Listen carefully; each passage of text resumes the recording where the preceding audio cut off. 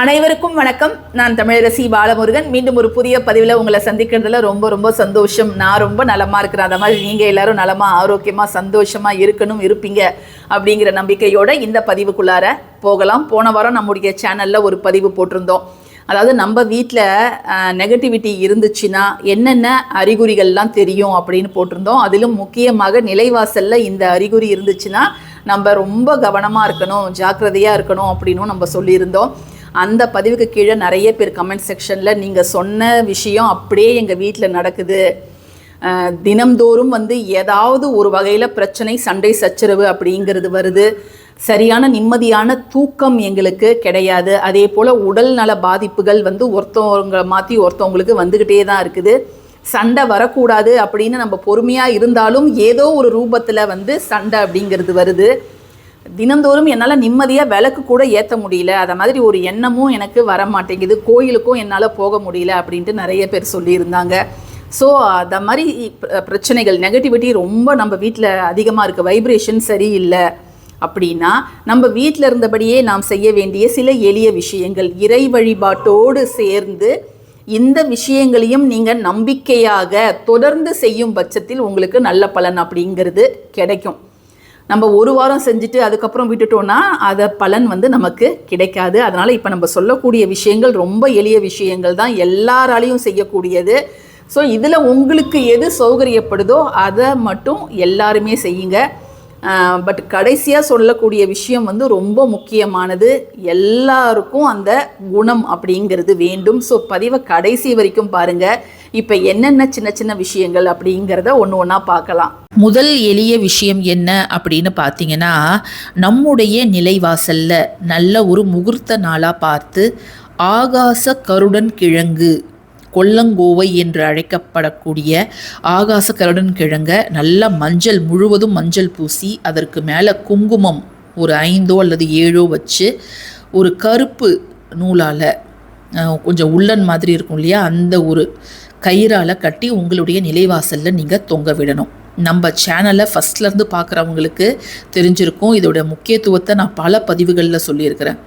உங்கள் வீட்டில் நல்ல அதிர்வுகள் இருக்கும் பட்சத்தில் இந்த ஆகாச கருடன் கிழங்குலேருந்து பச்சை நிறத்தில் ஒரு வேர் மாதிரி முளைக்க ஆரம்பிக்கும். அதை மாதிரி நிறைய பச்சை கலரில் சின்ன சின்னதாக வளர ஆரம்பிக்கும்.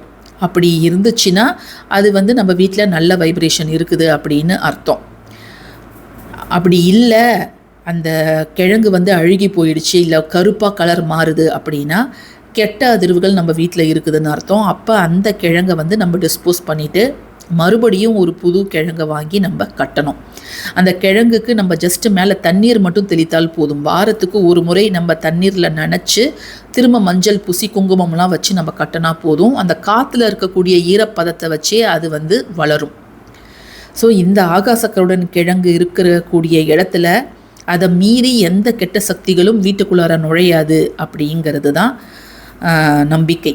அதே போல் கெட்ட கனவு, சரியான எனக்கு தூக்கம் கிடையாது, காலையில் எழுந்து பார்த்தா எனக்கு திரும்ப டயர்டாக இருக்குது, கனவுகள் ரொம்ப பயமான கனவுகள் வருதுனாலும் இந்த ஆகாசக்கருடன் கிழங்கு அவசியம் நம்ம வீட்டு நிலைவாசலில் கட்டணும். இது நாட்டு மருந்து கடைகளில் கிடைக்குங்க.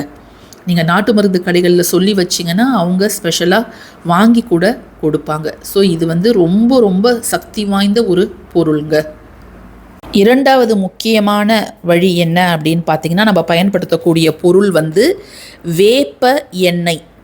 இந்த வேப்ப எண்ணெய் தீபத்தை நம்ம தொடர்ந்து ஒரு வாரம், அதாவது 7 நாட்கள் உங்கள் வீட்டில் நீங்கள் ஏற்றி வைக்கும் பொழுது அந்த வீட்டில் எந்த கெட்ட அதிர்வுகள் இருந்தாலும் அது வீட்டை விட்டு போயிடும் அப்படிங்கிறது நம்பிக்கை. ஏன்னா வேப்ப அந்த கசப்புக்கு கெட்ட சக்திகள் ஈடு கொடுத்து அதனால் நிற்க முடியாது அப்படின்னு சொல்லுவாங்க. ஏற்கனவே வேப்பிலையோட மகத்துவம் நமக்கு தெரியும். சக்தி தேவியோட மறு ரூபமாக இருக்கக்கூடியது தான் வேப்பிலை. ஸோ அந்த வேப்பிலை இலைகள்லேருந்து எடுக்கக்கூடியது தான் வேப்ப எண்ணெய். அந்த வேப்ப எண்ணெயை உங்கள் வீட்டில் நீங்கள் எப்படி ஏற்றணும் அப்படின்னு கேட்டிங்கன்னா, இப்போ நீங்கள் தூங்க போகிறீங்க, ஒரு 10 மணிக்கு நீங்கள் படுப்பீங்க அல்லது 11 மணிக்கு படுக்கிறீங்கன்னா அந்த படுக்கிறதுக்கு ஒரு மணி நேரத்துக்கு முன்பு உங்கள் வீட்டு ஹாலில் ஏற்றிட்டு எல்லா கதவு ஜன்னல் எல்லாத்தையுமே நீங்கள் மூடிடணும். ஏன் நான் தூங்குறதுக்கு முன்பு இதை செய்யணும் அப்படின்னு சொல்கிறேன்னா, நம்ம எல்லாருமே போய் படுத்துருவோம். அந்த கசப்பு அந்த காற்றோடு கலந்து அது நம்ம வீட்டிலே வந்து சுற்றிட்டுருக்கோம். ஸோ அந்த நெகட்டிவிட்டி வந்து படிப்படியாக நம்ம வீட்டை விட்டு போயிடும். இதை வந்து கண்டினியூஸாக நீங்கள் 7 நாட்கள் செஞ்சு பாருங்கள். நல்ல ஒரு பலன் உங்களுக்கு தெரியும். உங்களுக்கு நல்ல இம்ப்ரூவ்மெண்ட் தெரிஞ்சுதுன்னா நீங்கள் வந்து தினம்தோறுமே இதை நீங்கள் ஏற்றி வைக்க ஆரம்பிக்கலாம். ரொம்ப ரொம்ப சக்தி வாய்ந்த ஒரு தீபங்க இது. 3வது மிக முக்கியமான ஒரு விஷயம் என்ன அப்படின்னு பார்த்தீங்கன்னா, இதற்கு நாம் பயன்படுத்தக்கூடிய பொருள் பூண்டோட தோல். நம்ம சமையலுக்கு பயன்படுத்தும், தினம்தோறுமே நம்ம வீட்டில் எடுத்து குப்பையில் போடக்கூடிய இந்த ஒரு பொருள் தான் நம்ம வீட்டில் இருக்கக்கூடிய எதிர்மறை ஆற்றலை வந்து வேரோடு நீக்கக்கூடியது. ஆமாங்க, நீங்கள் வந்து இயற்கை சாம்பிராணி, அதாவது பால் சாம்பிராணி வாங்கி ஒரு கட்டி மாதிரி இருக்கும், அதை வந்து நம்ம பீஸாக உடச்சி பவுடர் மாதிரி ஆக்கிட்டு தேங்காய் சிரட்டையில் வந்து தணல் மூட்டி அதில் வந்து நம்ம அந்த சாம்பிராணி பவுடரை போடும்போது நல்ல ஒரு நறுமணம் அப்படிங்கிறது வரும். அந்த சாம்பிராணியில் நீங்கள் பூண்டு தோல் ப்ராப்பர் வழி என்ன அப்படின்னு கேட்டிங்கன்னா, 48 நாட்கள் தொடர்ந்து இந்த பூண்டு தோல் சாம்பிராணியை யார் ஒருத்தவங்க வீட்டில் போடுறாங்களோ அவங்களுடைய எதிராளிகள் எந்தவித செய்வினை செஞ்சுருந்தாலும் சரி, அல்லது மருந்து கொடுத்துட்டாங்க, ஒழுங்காக சாப்பிட மாட்றாங்க, உடல் நலம் கெட்டு போகுது அப்படிங்கிறது எல்லாமே சரியாயிடுங்க. ஸோ நீங்கள் 48 நாள் போடலாம் கூட, ஒரு நாள் விட்டு ஒரு நாள் நீங்கள் வந்து ட்ரை பண்ணி பாருங்கள். இந்த பூண்டு தோல் போட்டால் அந்த சாம்பிராணியோட ஸ்மெல் கொஞ்சம் கம்மியான மாதிரி தான் இருக்கும். பட் இருந்தாலும் பரவாயில்ல, உங்கள் வீட்டோட எல்லா மூலை முடுக்கு எல்லா இடத்துலையும் காமிங்க, பாத்ரூம் முதற்கொண்டு எல்லா இடத்துலையும் காமிங்க. நிச்சயமாக நல்ல முன்னேற்றம் அப்படிங்கிறது ஏற்படும்.